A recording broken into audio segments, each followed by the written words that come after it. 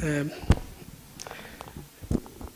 Thank you very much for your coming today, and this is the third session, and thanks to أبونا يعقوب إن هو ادانا الفرصة إن احنا نقدم حاجة our community here in the church.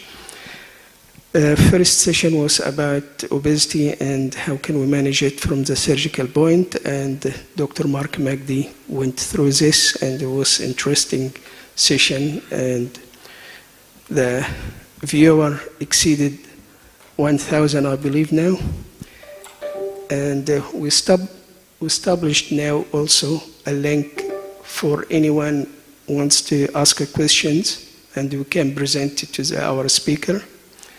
So, تاني session كان last week with Dr. Rami Bshay. النهارده we are very happy to announce that Dr.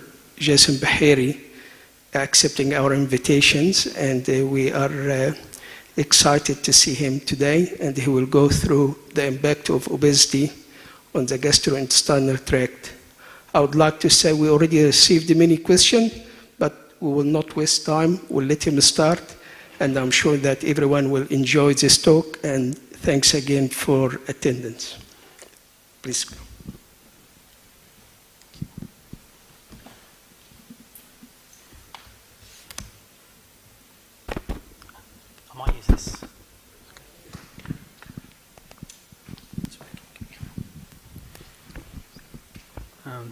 Thank you very much for the invitation to come and talk about this important topic. It's a huge blessing for me, and I think it's such an important topic, obesity and how it impacts on the body. And I think we underappreciate actually how much obesity influences all of the diseases that affect the human body, but especially the gut.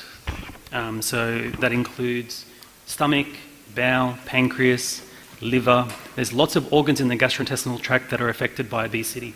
We're not going to talk about all of them today, but we'll talk about some of them. Sorry about the font. I didn't realize it was that small. It looked bigger on my screen at home, but we'll work through it.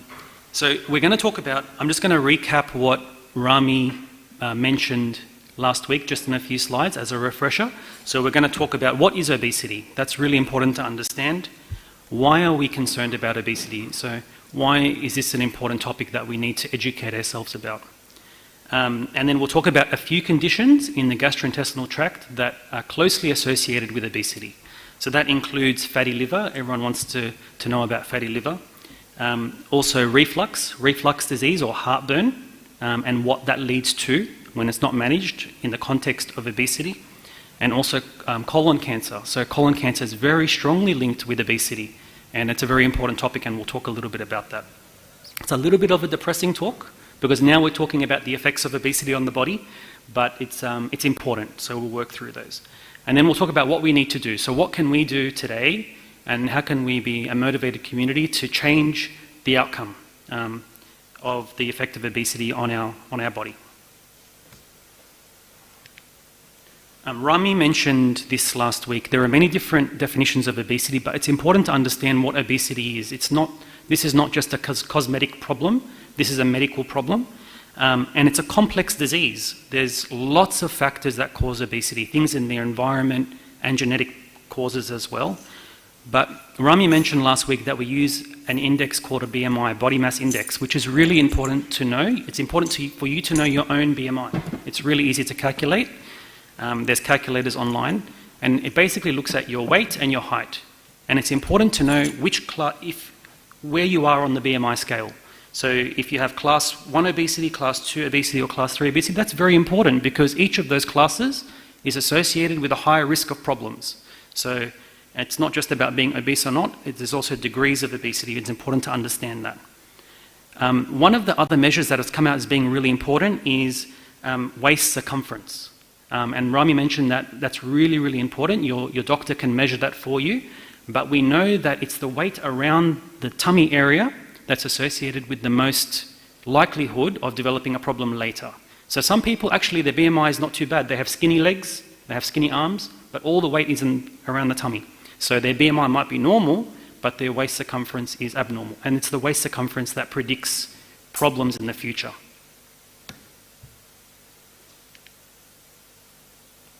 this is an important thing to understand. There's two types of fat, actually. There's the fat underneath the skin, which we can all see, so that's the fat around the tummy, but there's also fat inside the body, so fat around the liver, fat around the pancreas. This is called visceral fat. So different to the subcutaneous fat, it's visceral fat. Visceral fat is the fat that's the most dangerous. So there are actually some people who, they don't look like they're carrying extra weight, but actually a lot of that extra fat is actually internal fat. And this internal fat is very, very dangerous and probably more dangerous than the external fat that we carry. And obesity is only one factor of metabolic health. So now in medicine, we're moving away from just obesity and we're looking at metabolic health in general. Because some people don't carry extra weight, they're not obese, but they have other problems like high blood pressure, high cholesterol. And so now there's 5 factors that we look at to work out, am I metabolically healthy or unhealthy? And you can't tell just by looking. So it's important to go to your doctor and have an assessment, have your waist circumference measured, have your blood pressure checked, because some people don't carry weight but their blood pressure is very high, and have a cholesterol and sugar level measured. That's really, really important. And this gives us a picture of metabolic health. So there's 5 factors: waist circumference, blood pressure, triglycerides, which is cholesterol, HDL, which is the good cholesterol, which we want to be high, and then also your sugar levels, your blood sugar levels. They're the 5 factors that are very important to know, and we should be hitting the targets on all 5 factors. So obesity is just one of those. Just very briefly, what causes obesity? It's very little to do with genetics. I think there's a misconception that it's genetics. You know, mum and dad were big, I'm big, and that's part of my genes and the whole family is the same. That's actually incorrect. And we know that genetics plays a very small part because the human genes don't change significantly over a short period of time. And we know that this is a new problem. Obesity is a new problem. It's a problem of the last 100 years. And our genes haven't changed in 100 years. So there's something else that's causing obesity, and it's very little actually to do with genetics. There's environmental factors. Obviously our diet is key, very important, and we'll talk about that. Our lack of movement. A lot of us are doing a lot of sedentary work, so not active as much as we were before. Also not having the knowledge, not understanding what obesity means. Some people think they're thinking about it from a cosmetic point of view. You know, I carry a few extra kilos, but I don't mind that, and I'm happy with that. But actually, we need to understand that obesity is a health problem. It's not just a physical problem. Culture. Culture is a big factor, particularly for us. All of our celebrations, if you think about it, all of our celebrations, small or big, revolves around food. That's part of us, that's part of our culture. We can't change that, but it's important to be mindful of the influence of culture on obesity.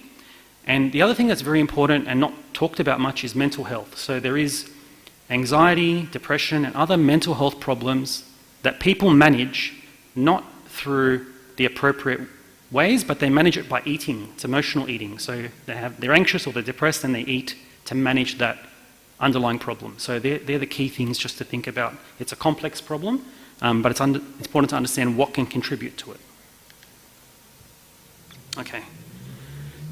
Recently, we're going to go into the gut side of things now. There's been a lot of interesting research looking at bacteria in the gut and how that is linked to obesity. So you might have heard things like microbiome or leaky gut, those types of words, and they come up everywhere. Everyone's talking about them. So we actually carry within us hundreds and hundreds and millions and billions actually of bacteria through our stomach, small intestine, large intestine. And it was thought before that this bacteria doesn't do anything. It's just sitting there. It's not really doing much. But actually we know that this bacteria is very important for our metabolism. And has been linked, or changes in the bacteria that happen over time have been linked with lots of conditions. So they've been linked with diabetes, they've been linked with obesity, and they've been linked with liver disease. They're kind of the 3 key areas that they've been linked to.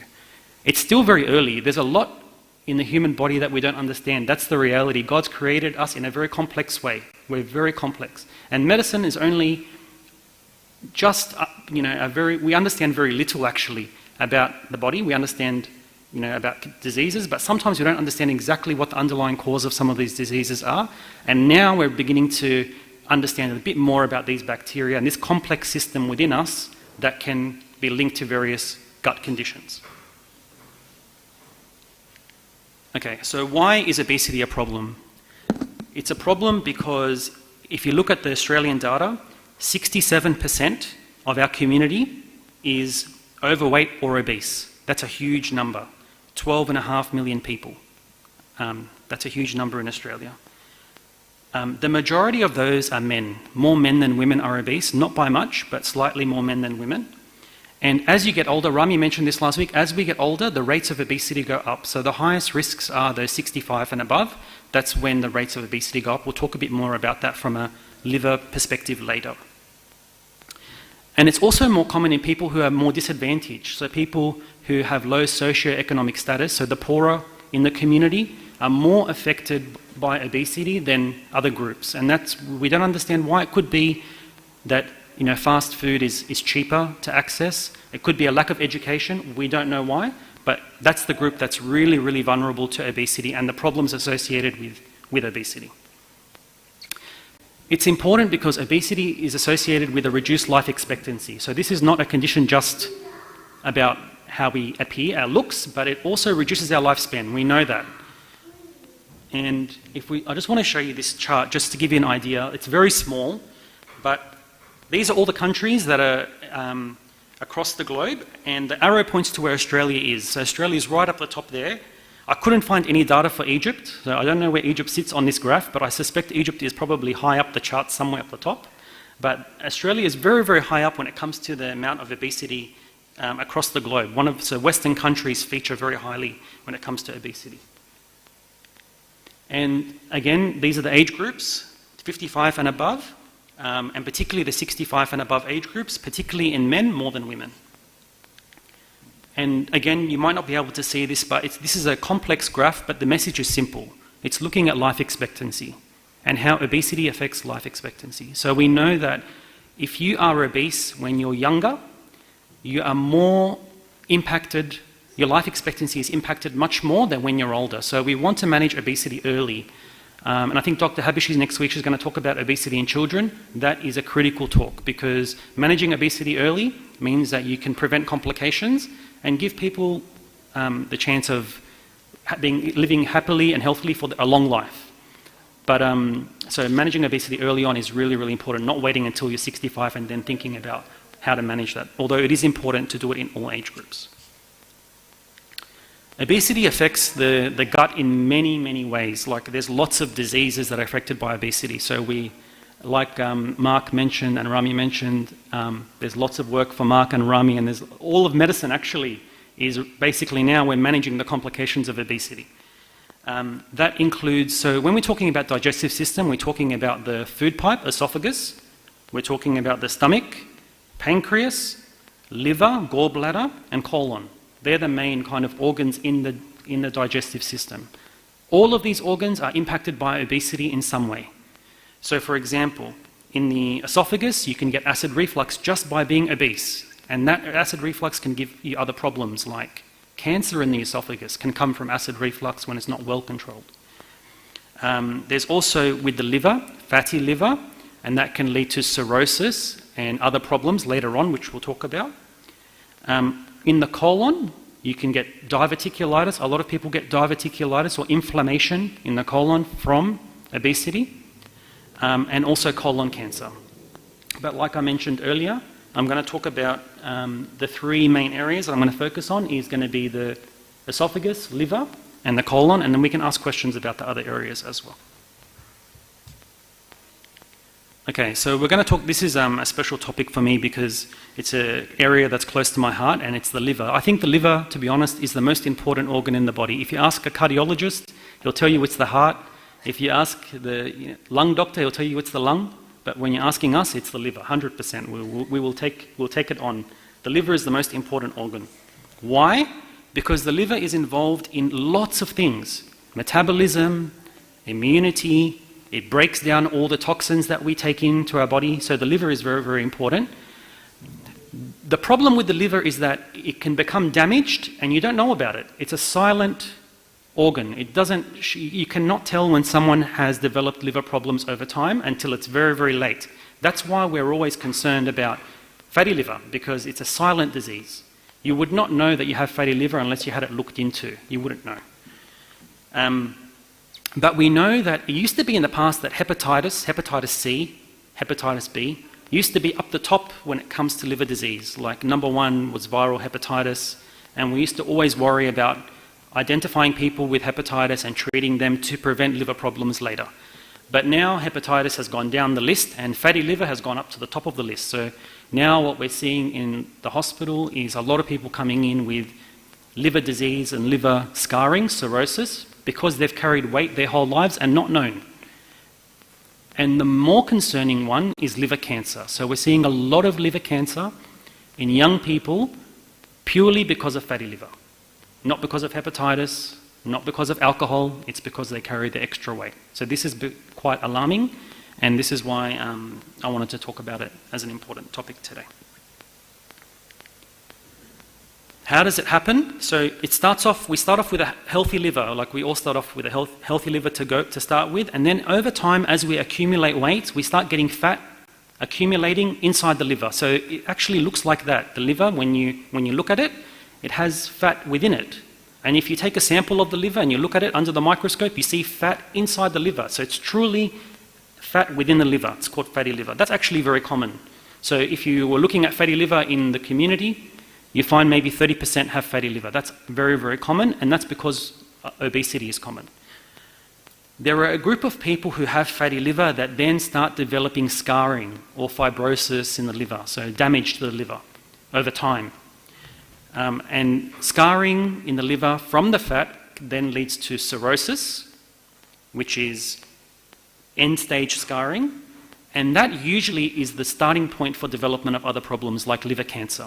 So we think that fatty liver occurs in about 30% of the population, and 5% of those will develop cirrhosis, and 1% of those will develop liver cancer. But if you look at those numbers, if you're calculating it against the whole population, that's a huge number of people that we expect will have liver cirrhosis and problems related to that from fatty liver.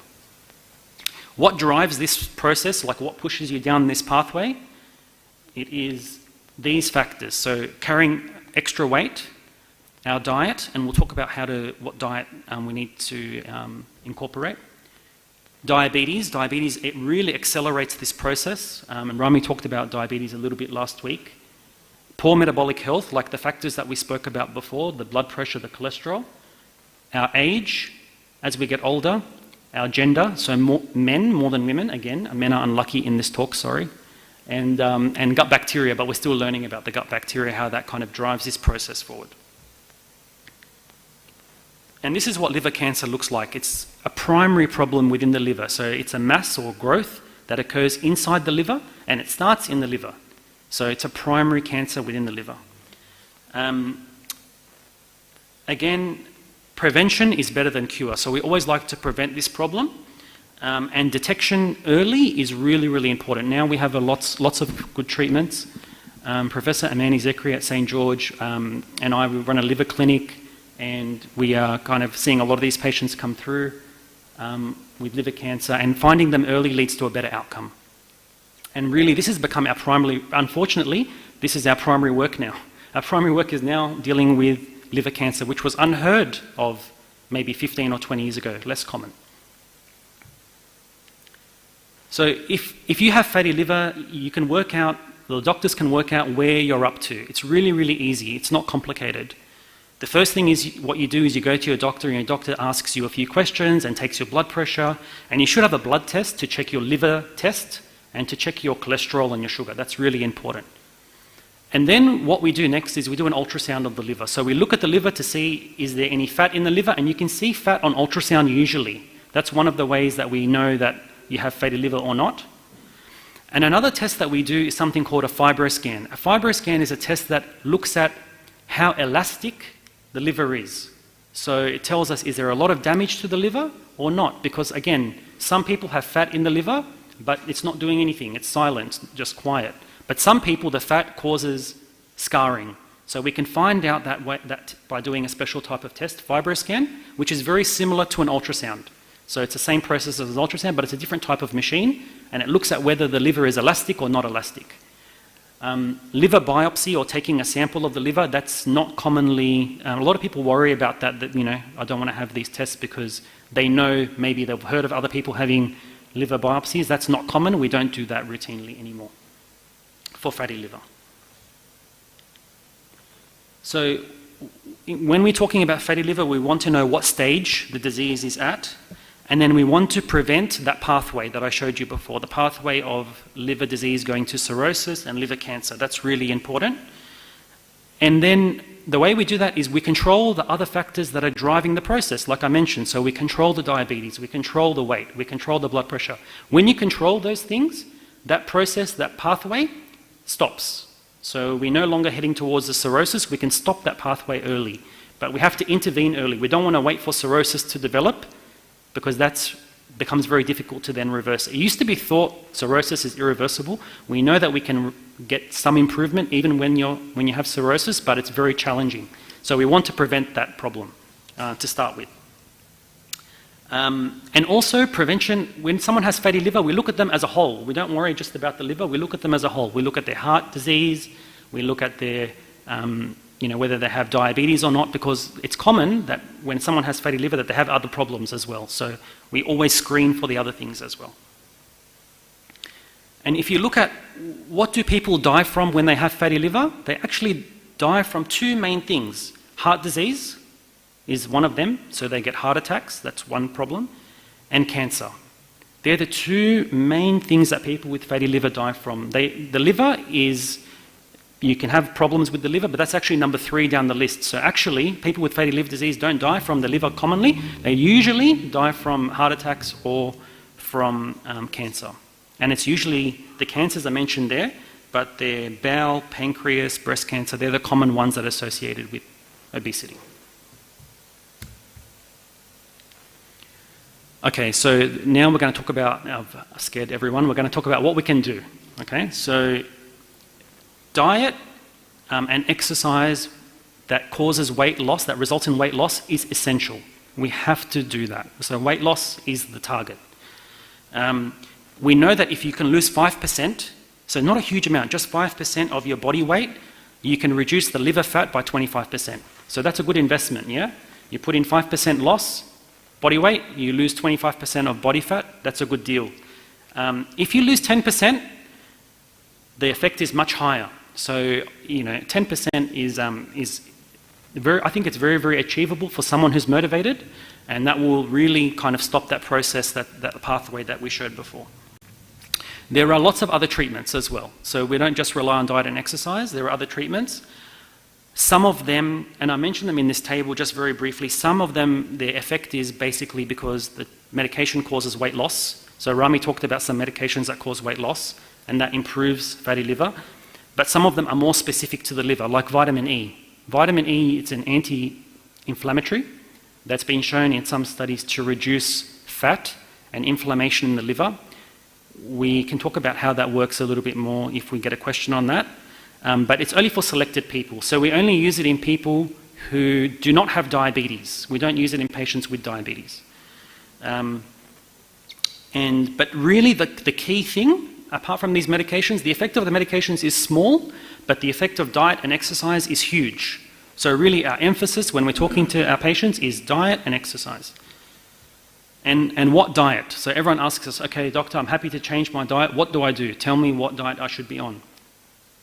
And the diet that we recommend, there's lots of diets, but the diet we recommend is a Mediterranean diet. So a Mediterranean diet is exactly what Rami mentioned last time. If your great-grandma doesn't know what it is, don't eat it. That's the Mediterranean diet. It's exactly like that. That's probably a good way. It's a good way to think about it, because actually then you don't have to worry about, should I eat this or not? It's a simple diet. Essentially what it means is no processed food. Have something that comes from the ground, you can eat it, or if an animal eats it from the ground, you can eat the animal. So it has to be something not processed.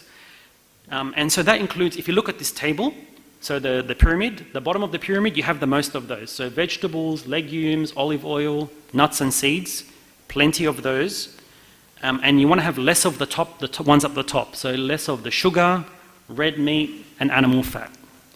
And it's also important to understand that we're talking about portions as well. I think the problem with us is that we often eat healthily, yeah? A lot of us eat these things. We eat the veggies and the legumes, we eat a lot of that, but our portions are incorrect. So when you look at the portions, you should have half of your plate should be vegetables, and then 30% protein, and maybe 20% rice or bread. We actually, I think when we eat, we tend to have the other way around, like rice and bread, 40-50%, and some protein. So it's the opposite, yeah? So make sure we're doing the diet, yes, but we have to get the proportions right. That's very, very important. Another thing that I noticed within our culture, and I'm speaking for myself because this is how we do it at home, we tend to put all the food out on the table, especially when we have guests, and we leave the food there and we continue to, because it's in front of us, I think that's part of the reason why we overeat. I think that's something that we do subconsciously, part of our culture. Some other cultures are not like that. They serve in a plate, and what's on the plate, that's it, and all the other food is not there. But I think for us, we tend to put everything in front of us, and then we might have one plate and then another plate, and by the time you know it, you might have had 3 plates, and that's normal. But I think it's important we should just be conscious about what we're doing. Like, we need to be thinking, rather than just continuing with what we're doing, we need to change something. We need to be conscious about what we're doing, what we're eating. Exercise, it actually doesn't.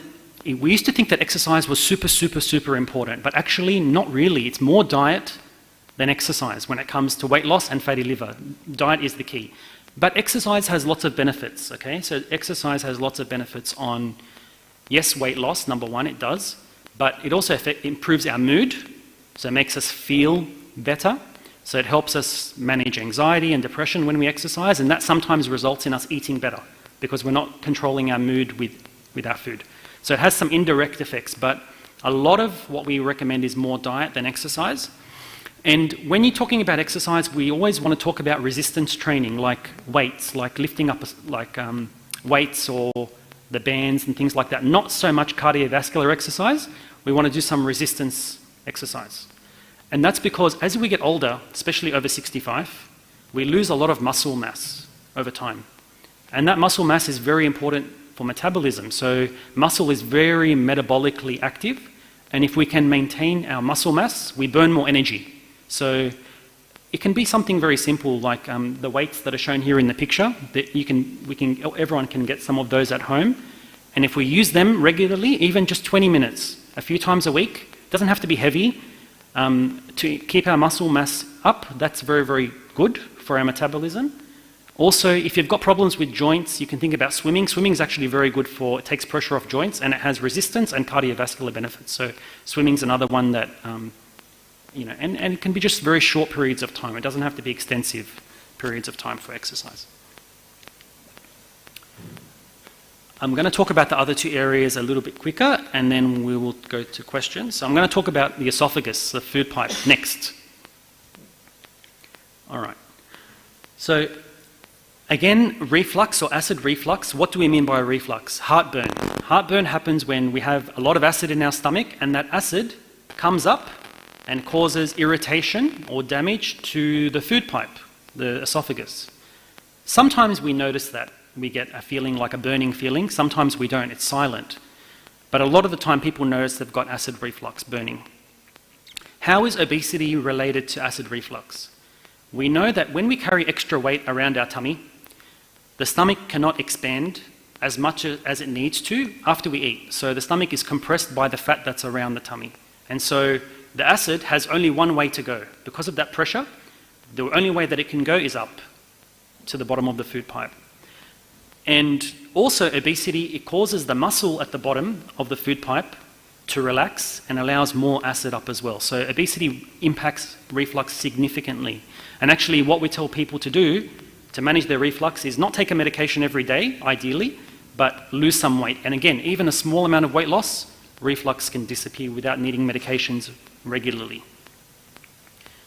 Why is reflux important? Like some people might say, who cares, I'll take, acid tablet when I need to, it doesn't matter. Reflux is important because uncontrolled acid reflux over time causes damage to the food pipe that then can lead to cancer in the food pipe. Not many people know about that. They think that acid reflux is just a symptom problem and we can manage it with Gaviscon, but actually uncontrolled acid problems can cause lots of other health problems, including cancer in the food pipe, esophageal cancer. How does that happen? The body is it's a marvelous thing when you think about it. We are designed, God designed us to protect ourselves from what we're doing. So when acid comes up and affects the bottom of the food pipe, the lining of the food pipe starts to change to resemble the stomach, to protect itself from the acid. So the cells inside the food pipe start to change to look more like the stomach cells. And those stomach cells are precancerous cells. That's called Barrett's, something called Barrett's esophagus. And so we know that Barrett's esophagus is a precancerous condition of the food pipe that we get from acid reflux. Men, again, more likely, and smokers, again, are more likely to develop that problem. And we always find anyone, particularly in men over 60 who have heartburn for a long time, we always like to have a look with a camera or do an endoscopy to have a look and make sure there's no Barrett's. That's really, really important. Because if there's Barrett's there, that means you need to be on medication, acid-suppressing medication, to prevent cancer later on. So that's not just something that we just recommend weight loss for, but we do need medication for that. But weight loss is also very, very important. I found this cartoon. The guy in the cartoon, he has his eyes open when he's having his gastroscopy, but I promise you, when you're having this test, you're asleep, your eyes are closed, because a lot of people worry, what's going to happen to me when I have an endoscopy? But I can promise you, you do not know anything what's happening. It's a very quick test. Your eyes are not open like that. But it's very, very important, particularly in men, as you get older, with uncontrolled reflux, that we understand that this is not a problem to ignore. It's a problem to look into, to understand what exactly is going on and treat that properly to prevent problems later on. And weight loss is essential. Finally, I'm going to talk about the colon. That's my last few slides. Colon cancer is... It's really, really devastating. Like, we're seeing a lot of colon cancer in young people who are obese. And it's very, very confronting when you see it, and it's unexpected a lot of the time. And we want to prevent colon cancer as much as possible. In Australia now, colon cancer is the 4th most commonly diagnosed cancer. So people don't think of that. People often think of other cancers, but colon cancer is very common. 1 in 15 people will get colon cancer in their lifetime. So that's a high number. And when you look at the cancer deaths, if you look at all the deaths from cancer, all of them, when you combine them, colon cancer is number 2. So it has a very significant mortality rate associated with it. Men more common than women, age over 50, again the same group is coming through. And most people do not have a family history. That's a misconception. A lot of people think, doctor, no one in my family has colon cancer. But actually, that's the most common scenario. The majority of people who get colon cancer don't have a family history of colon cancer. Obesity is very strongly linked to colon cancer. We'll talk about how. But the key thing is early detection is really, really important. What do we do? Like, how do we find this problem early and how do we sort this out? Colon cancer starts off as a polyp, like a small growth inside the bowel, and finding those polyps and removing them early prevents colon cancer later. It's similar to the skin. With the skin, if you find a spot on the skin, you remove that spot, prevents cancer in the skin later. Same thing, but this is the bowel version of that. So if we find a polyp in the bowel, we're removing that early, prevents a problem later on. And if we find it early, even if we find cancer early, the survival rate is very high. So we know that very early cancer, at 5 years, 70% of people will still be alive at 5 years. So that's a good outcome for cancer when we find it early. Again, this is just highlighting, it's not easy to see, but just showing you the graphs that show, this is the number of cases of colon cancer per year, so it's number 4. And then when you look at the number of deaths, it's number 2. The number 1 cause of deaths per year is lung cancer. So lung cancer beats colon cancer for number of deaths, but colon cancer is number 2.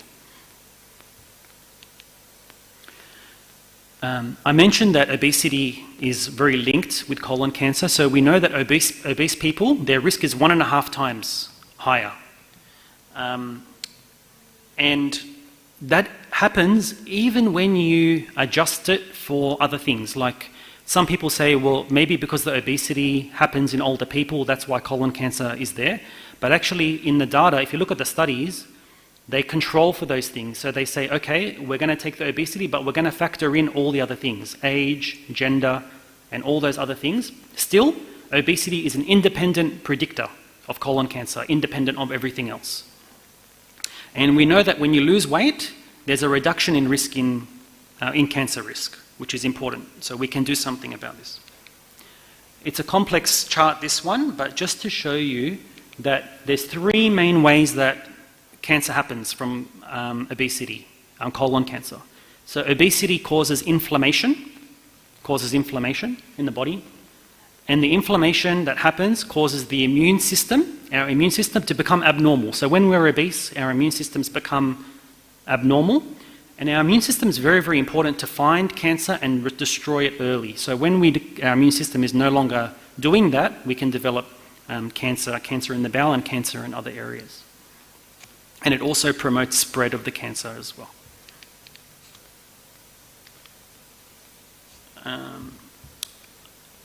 Second last slide, I was just wanted to make a mention that early detection is better than cure. So please do not ignore symptoms. Like we often see people that come to us, they've had symptoms for a long time, like a change in the bowel habits, or they've had bleeding or something for a long time, and they've just ignored it because they're scared about thinking about it, or they just don't want to know about it. So don't ignore symptoms. It's very important to speak to your doctor if you develop any symptoms. Really, really important. Know about your family history. Ask about your family history. Like a lot of us, particularly us second generation, maybe some of our families overseas, we don't know what the family history is, but it's important to know in the family, is there any cancers in the family? That makes a difference to my health, so it's important to know, understand that. The government has something called a bowel cancer screening program. Yeah? So everyone after age 50 in the letter box will get a kit, a home kit, to check if there is blood in the poo. Right? That's very, very important. A big report came out recently to show that actually a lot of people, high percentage, do not actually do that test at all. They leave it, or they put it in the garbage bin when it comes in the letterbox. So it's very, very important to do that test after 50 every 2 years. The idea of the test is that if it picks up any microscopic small amount of blood that you cannot see, that would then, your recommendation would be to have a colonoscopy, so to pick up the problem early rather than leaving it till later. So really important not to just ignore that. The government does that for a reason. They're trying to help. So every 2 years, make sure you're doing the bowel cancer screening. That's very essential. Because cancer is happening earlier in younger people, the government's now thinking about moving that from 50 down to 45. They haven't implemented it yet, but I think it's going to come that everyone from 45 starts doing these tests every 2 years. This test is for people who do not have symptoms. It's for people with no bleeding, they can't see any blood, they can't see any problem. It's for those people, and they have no family history. If you have a family history or a problem like bleeding, do not wait for the test. You should see your doctor and have a colonoscopy. You shouldn't wait for the test. This test is for people who don't have any problem. They haven't had any change in the bowel habits, they haven't had any bleeding, because it's picking up microscopic blood that you cannot see. So it's a different category, it's a screening test. And colonoscopy is an easy test. It's a test that saves lives. It's not scary. Again, it's done when you're asleep. People wake up and they do not believe they've had it done already. So a lot of people don't do the test because they worry if they get a positive result, that means a colonoscopy, and they're scared of the colonoscopy, so they don't do it. But actually, in a lot of people, when they have the test, they say, that wasn't a big deal. I should have done it earlier. It's peace of mind, and it's protection for you. So in summary, my last slide, we have to be proactive about obesity. This is essential. This is not a cosmetic problem. You know, we want to lose some weight for so-and-so's wedding coming up. No, this is not the problem. The problem is that obesity is a medical problem. It's linked to many diseases. Some of the diseases that it's linked to are silent diseases. Everyone should be going to their GP, particularly as we get older, and we should ask our GP to do some blood tests, check our blood pressure, check our cholesterol. That's essential. Are we metabolically healthy or not healthy? And what can we do to adjust that? Doing things early is better. So changing your diet early is better. Exercising early is better. Do not leave it till late. And do not ignore symptoms, please. Like, if you have any problems, please speak to your GP. We have lots of great GPs. Please speak to someone and act on it. Do not ignore symptoms that you have. And I'm happy for questions. Just wanted to say thank you. I think this is a great initiative, and thank you so much for the invitation to come and speak. And Thank you. it's a blessing for me to come and speak. So thank you so much for having me.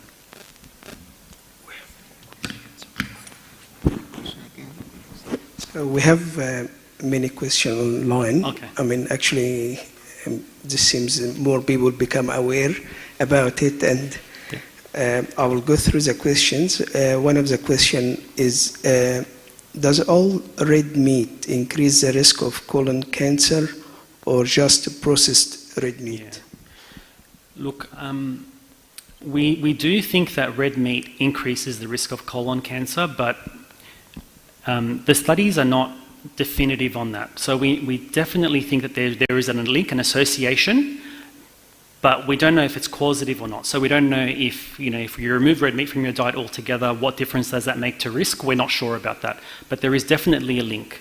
So again, it goes back to that chart that I was showing before, the Mediterranean diet chart.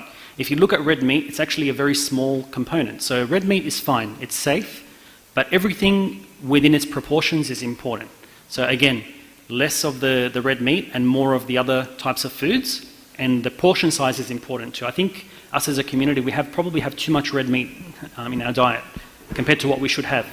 So yes, I think there is a link, and I think we can do something about that, and it's easy to do.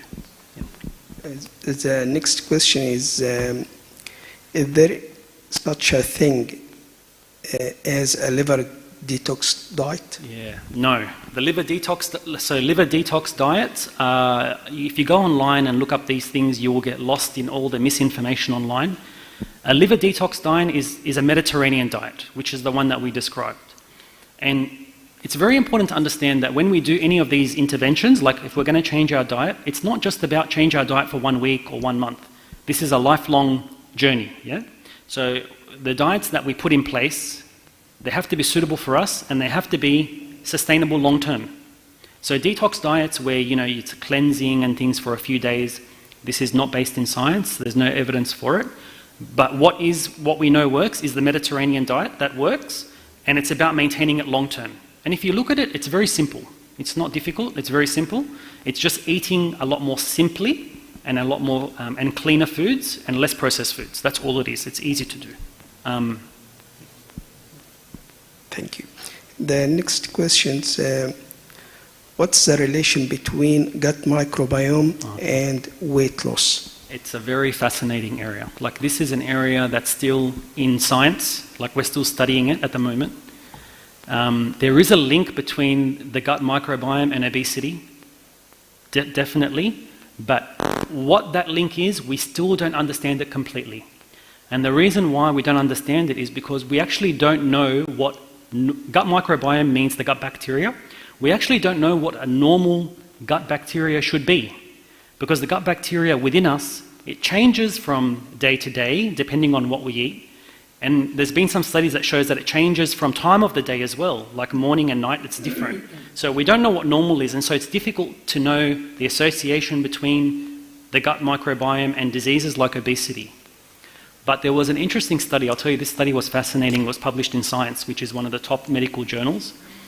They took an obese mouse, and they took its poo, so the microbiome, the gut microbiome, and they gave that poo to a very lean mouse on the same diet, so a skinny mouse on the same diet, and that lean mouse became obese. So there's definitely that link between gut bacteria and obesity, but we're still very, very early in trying to understand that. And do not get persuaded in this online. You'll find a lot of things about microbiome mapping and testing and all of those things. That's still early days for that. So there's a lot of marketing around that. We don't know exactly what the relationship is, but there is some relationship there. Still early days. This is a question from me. A lot of patients, they ask what good probiotic we should use, because a lot of probiotics in the market, as you know, is not worth buying it. Yeah. And a lot of the probiotic doesn't make the trip to the gut. It get destroyed in the stomach by the acids. Yeah. So is any recommendation regarding patient with what type of probiotics we can recommend for them? Yeah. Again, we don't know. Like probiotics, a lot of it is marketing. That's what I think. So a lot of it is, companies putting out these various preparations. It's like a vitamin to encourage people to take it, not knowing what the effects of it are. So we don't know. To be honest, the way we can change the bacteria in our gut, rather than taking a probiotic, is just improving our diet. We know that the biggest influence on bacteria in the gut is diet. That's number one. All the studies have shown that. So taking a supplement to change the bacteria in the gut, probably not going to be effective. You can imagine we've got billions of bacteria and we're taking a capsule. We want to make a difference. That's probably not going to make a big difference. I think the key thing is our diet. And we know that changing our diet changes the bacteria, and that's probably the best way to do that, rather than taking a supplement every day. It's simple, it's not, it doesn't have to be complicated. A lot of people are looking for a quick answer, like if I buy this capsule, I'm going to be better, I don't have to eat properly. No, that's not what we're seeing in practice or in science. It's not correct. Yeah. So far anyway.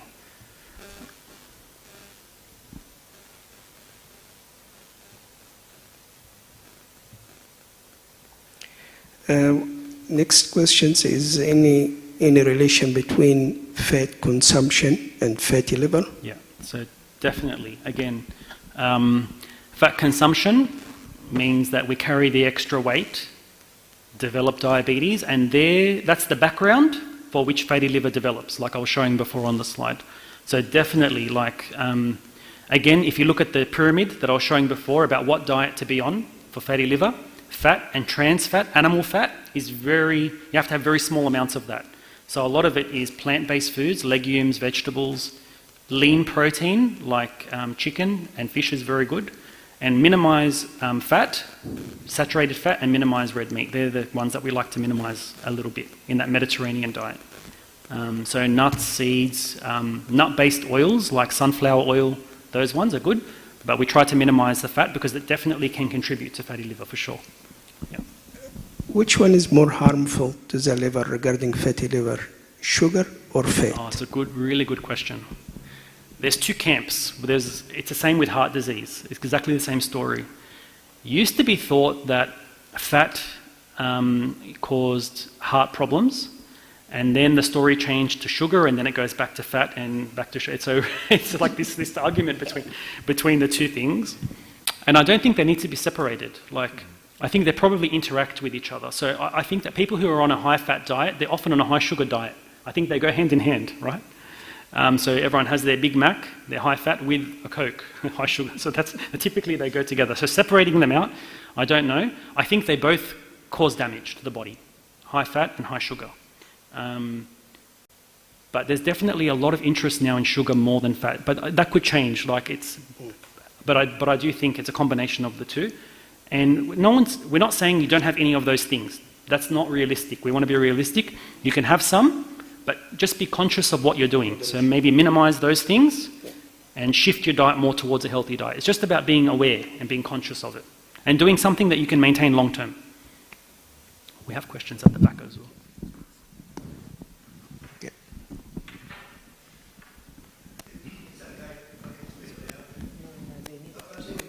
Yeah, please. Is there such a thing as too much fish? I love fish. Yeah, I don't think there's such a thing as too much fish. Fish is actually one of the good things in the Mediterranean diet. We probably undereat fish, to be honest. In Australia, we eat more meat, less fish. I'm Italian. Oh, Italian. Okay. So yeah, I think fish is fantastic. I think it's a great source because we want protein, right? And protein, we get most of our protein from meat, but I think fish is a great source of protein. It's got lots of good, healthy oils in it, and it's a really good part of the Mediterranean diet. So the Mediterranean diet is the Italian diet. So if you're on that, that's fantastic. Yeah. I've been brought up on rabbits and wild pig. Okay. We used to go shooting, yeah. The other question is there's been a lot in my mind about different sugars. There's fructose, saccharose, saccharin, all this other stuff. Yeah. And for the last, 8 years, I've been keeping bees. I have beehives. I've cut out cane sugar altogether, simply because of the belief that, as nomads, we probably didn't come across cane sugar anyway. Yep. We probably got it from the bees. And I understand that it's from fructose to begin with as a nectar, and the bee digests it and turns it into something that I hope is safe to consume in a bit more than you would other sugars. I have it every day with my tea, and straight out of the box, unfed with any cane sugars. Yeah. I think it goes back to what we were saying before, like less processed things are better in general. So we're God's designed us in a way that we eat from natural things, right? So less processed is always better, that's my opinion. And that's what the science would say as well. But also the quantities are important. So we're not going to have honey maybe 5 times a day. We're not going to do that's probably not healthy for us, but definitely that's probably better than more processed sugars. Artificial sweeteners, there's a lot of debate about artificial sweeteners. There's a thought that they can actually affect the gut bacteria, the microbiome in the gut, and cause problems, but we're not sure.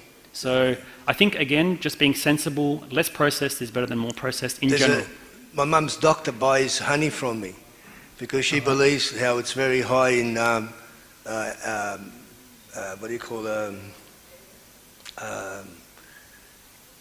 what's the word for it again? Antibiotics. I understand myself that we're immune to, 1,200 different viruses. Bees are only immune to 3, and they make a lot of their own medicine. And there's a product on the market called Propolis, and that's been probably a company exploit, like you say, for all I know. But I do understand that bees manufacture their own medicines. I've seen them taking tree saps, eating off, sucking up on minerals, and I just wonder how good actually honey can be for us. Yeah, it's a bit. I'm not an expert in that part, but I think the principle is that natural is better than processed in general. But I can't give you information specifically about that one.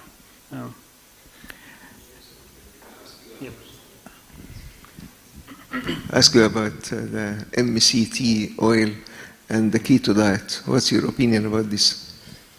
Yeah, I think these diets, they all come in and out of fashion, right? So it's the keto diet, and then it's the vegan diet, and all these types of diets, they go around in a circle.